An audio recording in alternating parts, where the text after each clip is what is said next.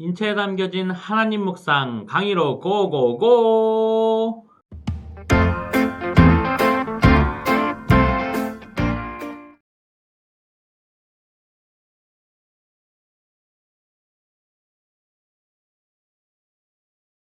그 아이의 손을 잡고 달리다고 번역하면 곧 내가 네게 말하노니 소녀야 일어나라. 여러분 안녕하세요. 인체에 담겨진 하나님 묵상 5번째 시간이 찾아왔습니다. 오늘은 저희가 척추에 대해서 함께 묵상을 하고자 합니다. 가난한 집에서 태어난 두 형제가 있었습니다. 같은 환경에서 성장했지만 두 형제는 전혀 다른 인생으로 살아가고 있었습니다. 형은 자포자기 인생으로 살다가 거렁뱅이가 되고, 동생은 열심히 공부해서 유명한 교수가 되었습니다.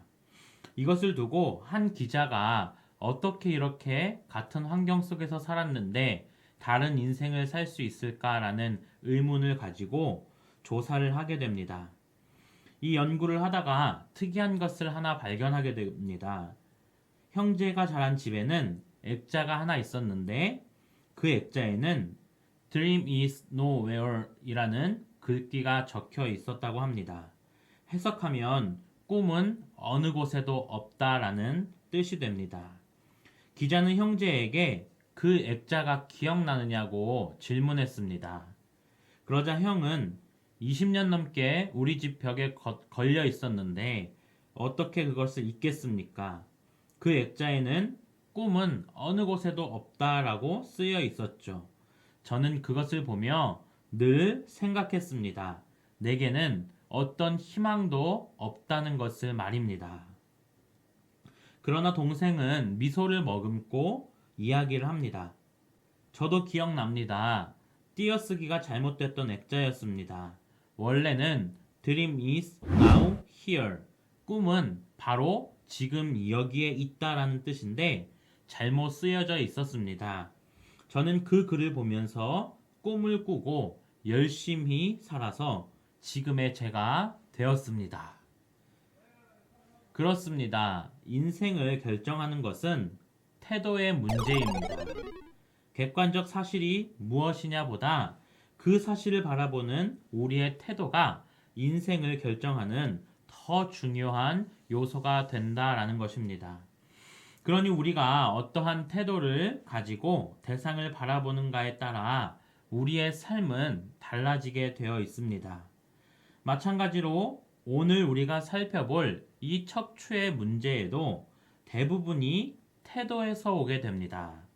삶이 무거워서라기보다는 잘못된 자세로 인해서 척추의 문제가 생기게 됩니다.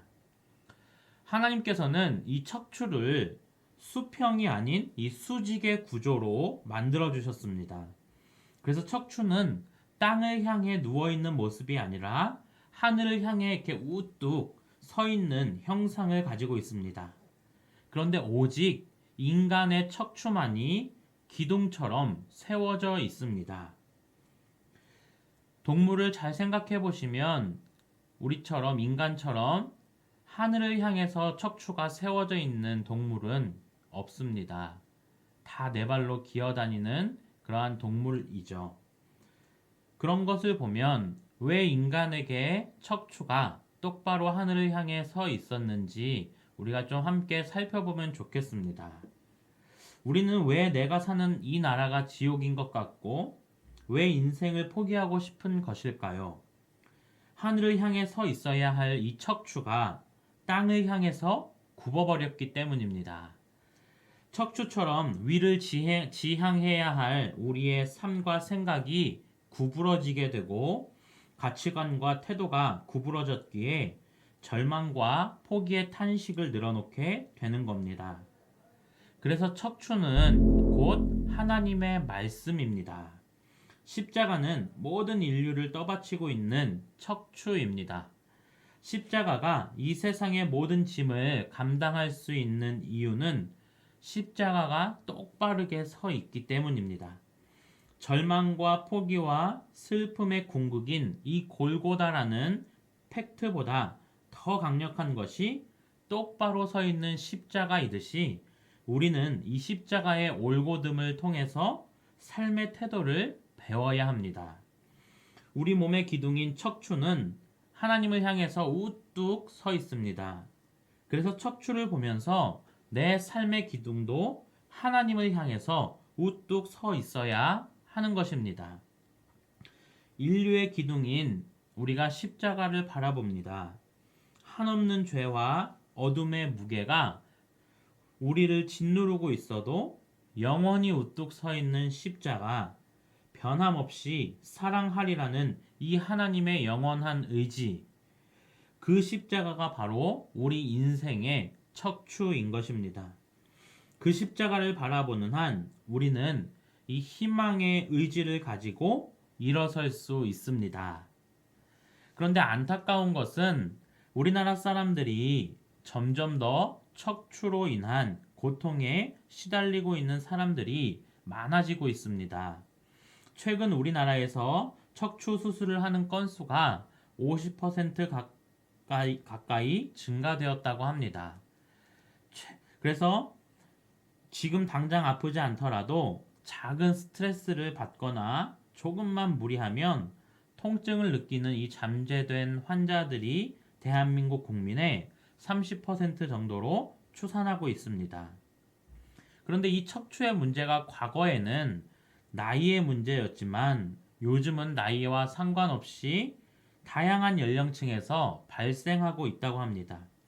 초등학생 중에도 척추 측만증이나 후만증을 앓는 아이가 10%나 됩니다. 중고등학생 중에서도 허리 디스크 환자들이 흔합니다. 한창 뛰어놀고 공부해야 할 이 나이의 청소년들이 척추의 문제로 바로 서지도 앉지도 못하고 있습니다. 우리 국민들의 80%는 척추 질환으로 일생 동안 한 번 이상 극심한 통증을 겪는다고 합니다. 50세를 전후로 가장 많이 겪는 질환이 감기 다음으로 척추 질환입니다. 건강보험 심사평가원에서 발표한 우리나라의 척추 질환에 대한 보고에 의하면 2000년대에 비해서 2010년대에 척추 질환 환자들이 2배 가까이 늘었고 우리나라에서 한 해에 1,500만 건의 이 척추 관련 진료가 이루어지고 있다고 합니다. 한마디로 허리를 펴지 못하는 나라가 되어가고 있다는 것입니다. 우리가 이 척추를 구조적으로 보면 완만한 S곡선을 이루고 있습니다. 이 S곡선은 머리를 바로 세우고 어깨를 활짝 폈을 때 정상적으로 나타나는 모습입니다. 예수님은 야이로의 딸을 살리시는 이야기를 하면서 소녀야 일어나라고 말씀합니다. 이것은 넘어져 있는 이스라엘, 굽어져서 쓰러져 있는 이스라엘을 똑바로 일으켜내는 이야기를 하고 계시는 겁니다. 신앙의 척추가 굽어진 이스라엘이여 똑바로 일어나라. 우리의 삶에 무너져 있는 우리 그리스도인들이여 똑바로 일어나라. 너의 허리를 펴서 하나님을 바라보라. 즉, 굽어져 있는 상태가 이 죽은 소녀의 상태이며 허리를 펴서 일어나 있는 상태가 살아있는 상태라는 것입니다. 그래서 척추의 결론은 세계관입니다. 척추는 자세와 관련이 있고 자세는 습관과 관련이 있습니다. 그리고 습관은 태도에 영향을 받으며 결국 태도는 그가 가진 가치관과 세계관에 뿌리를 두고 있는 겁니다. 땅의 것에 집착해 시선을 아래에 두고 코앞에 있는 현실만 바라보는 한 척추는 똑바로 서지 못하게 됩니다. 마음과 뜻을 하늘에 두고 자신에게 주어진 이 사명의 길을 걸어가는 인생은 척추가 펴지는 인생이며 아등바등 작은 것에 집착하는 인생을 넘어선 영원을 바라보는 거룩한 인생인 것입니다.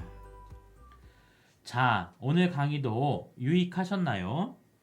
우리 잠시 후에 척추의 건강을 도모할 수 있는 시간을 가져보려고 합니다. 우리 그 전에 함께 생각해 볼 문제를 나누도록 하겠습니다. 우리 첫 번째 문제입니다. 척추가 나의 삶을 지탱해 주듯이 내 삶을 지금까지 이끌어 주신 이 기둥 같은 하나님의 말씀은 무엇인가요? 우리 함께 나눠주시면 되겠습니다. 두 번째 문제입니다. 오늘 강의를 통해서 새롭게 깨달은 점이 있다면 적어주시면 되겠습니다. 이 두 가지 문제에 답변을 다셔서 저의 이메일이나 우리 핸드폰 번호 문자로 또 카톡으로 보내주시면 되겠습니다. 최 목사의 건강 상식. 네, 오늘은 건강에 도움이 되는 우리 이혈요법을 함께 좀 살펴보고자 합니다. 우리의 이 귀는 인체와 밀접히 연결된 270여 개의 혈이 있고 모든 장기는 뇌의 신경과 연결되어 있어서 뇌로부터 신호를 주고받는데 귀는 그 중간에서 전달 역할을 하게 됩니다. 그래서 우리 오장육부에 문제가 생기게 되면 귀에도 반응점들이 나타나게 되는데 이 반응점들을 살피면서 우리 몸의 건강을 분석할 수 있는 것입니다. 우리 귀의 이 모양을 보시면 사진에서 보시다시피 태아가 엄마 뱃속에 거꾸로 누워서 웅크리고 있는 모습이 그대로 반영되어 있습니다. 그래서 우리 귀의 모양을 다른 말로 태아 여귀 지도라고 하기도 합니다. 이렇게 아이가 거꾸로 웅크려서 있는 모습을 보면 이렇게 그림에서 보시다시피 이 귀의 아래쪽 우리가 흔히 귓볼이라고 하죠. 그 부분이 우리의 얼굴이 되겠습니다. 그리고 우리 귀에서 가장 높이 튀어나온 이 가장 굵은 요 물렁뼈 이쪽 부분이 우리의 척추 부분이 되겠습니다. 그러니까 우리 이 척추의 이 부분에 자극을 주고 아니면 또 이곳에 어떤 이런 마사지를 통해서 또 어떤 이혈 기석들을 붙이면서 이렇게 자극을 주시면 허리 건강에 도움이 되겠습니다. 자, 그럼 우리 이 시간에는 귀 마사지를 좀 해보는 시간을 배우도록 하겠습니다. 우리가 보통 귀 마사지를 2분 정도 하면 전신 마사지 1시간을 받는 효과와 동일하다고 합니다. 그만큼 귀를 만져주고 자극해주는 것이 우리의 건강에 큰 도움이 되겠습니다. 우리 맨날 피곤한 사람들 집중하십시오. 알아두면 손해 없는 귀 마사지 건강 방법을 우리 이 시간 함께 살펴보면서 실제로 마사지를 해보도록 하겠습니다. 우리 첫 번째는 이 귓불 늘리기입니다. 이 귓불에는 우리의 얼굴, 눈, 코, 입이 다 들어 있습니다. 그래서 우리가 이 귓볼을 20회 정도 잡고 늘려주면 우리의 집중력 향상 또 우리 두통의 문제가 해결되는 그러한 시간이 될 수 있습니다. 우리 이렇게 한번 양쪽 귓불을 잡으시고 이렇게 아래로 계속 쭉쭉쭉 늘려보도록 하겠습니다. 그리고 귀도 이렇게 귓불도 꾹꾹꾹 눌러주시면 눈이 맑아지고 머리가 상쾌해지는 것을 경험하실 수 있습니다. 네, 이번 두 번째는 귀를 꾸겨보는 것입니다. 우리 여기 아까 말씀드렸다시피 귀에 가장 볼록하게 튀어나오는 물렁뼈가 바로 척추에 해당되는 부분입니다. 그래서 이 귀의 위아래를 잡고 이렇게 반으로 쫙 접어주시면 이렇게 30회 정도 구겨주시면 척추와 어깨에 해당하는 반사구가 자극을 받아서 혈액이 순환되고 척추 건강에 도움이 되는 것을 또 어깨 건강에 도움이 되는 것을 알 수 있습니다. 이렇게 우리 양쪽 귀를 잡으시고 반으로 접어서 꾹꾹꾹 눌러주시고 비틀어 주시기도 이렇게 하시면서 네, 귀 마사지를 하도록 하겠습니다. 네, 그 다음에는 귀 걸어 당기기입니다. 이 귀 걸어 당기기는 우리 대사활동 촉진에 좋다고 하는데요. 우리 귀 안쪽에 이렇게 손가락을 넣어서 잡아 당기시는 겁니다. 앞뒤로 또 앞으로도 이렇게 잡아 당기시면서 네, 잡아 당기시면 우리 대사 활동이 촉진이 되면서 우리의 건강에 도움이 되는 것을 알 수 있습니다. 네, 우리 양쪽 귀에 손을 넣으시고 잡아 당겨 보도록 하겠습니다.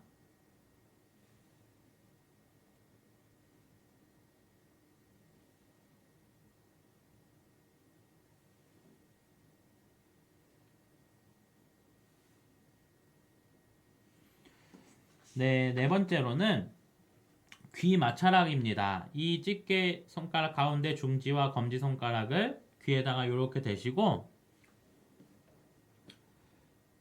마찰해 주는 겁니다. 귀가 뜨거워지도록 30회 정도 마찰을 해주면 우리의 무기력과 또 추위 극복 이런 것들에게 또 많은 도움이 된다고 합니다. 우리 귀를 이렇게 양손으로 해서 귀 마찰해서 귀에 열이 이렇게 오르도록 해보도록 하겠습니다.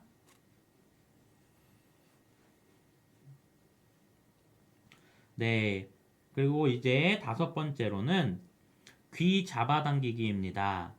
이 귀 잡아당기기는 알러지와 편도 같은 것에 도움이 된다고 합니다. 우리가 흔히 귓바퀴라고 하죠. 우리 귓바퀴를 모양 그대로 펴준다는 느낌으로 이렇게 잡아 당기면서 마사지를 해주는 것입니다. 그냥 그 방향에 맞게 잡아 당겨주시면 됩니다. 네, 그러면 우리 양쪽 귀를 잡으시고 귓바퀴를 펴는 마사지를 해보도록 하겠습니다.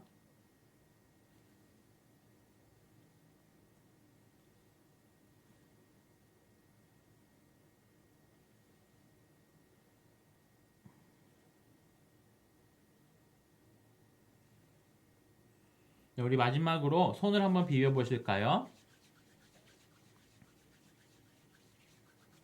손이 따뜻해지셨다면 이제는 양 귀에 갖다 대고 마사지의 마무리를 해주면 되겠습니다. 네, 이 귀 마사지를 하시면 온몸의 피로가 풀리는 것을 느끼실 수 있으실 겁니다. 우리 이것을 매일매일 하루 2분씩 투자하는 시간을 통해서 우리 모두 건강한 삶을 영위하셨으면 좋겠습니다. 감사합니다.